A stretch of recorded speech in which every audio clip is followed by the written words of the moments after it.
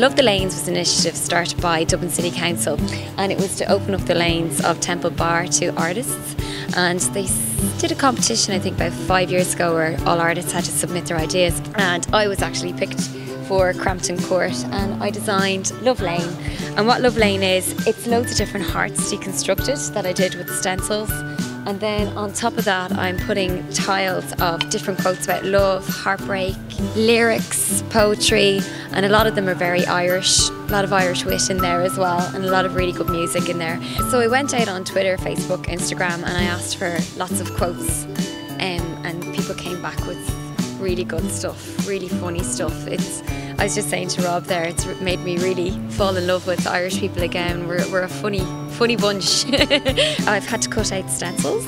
Every evening I've been coming home and creating these stencils and printing them and laminating them onto each of the tiles so that they're waterproof and weatherproof. So it's been a bit crazy because the house is just covered in tiles, and I've got a 10-month baby who's been crawling all over them, and there's dribble all over them. You probably hear there's planning permission issues around Dublin with street art. You know, we're a very creative nation, and art should really be encouraged with children and adults throughout the city.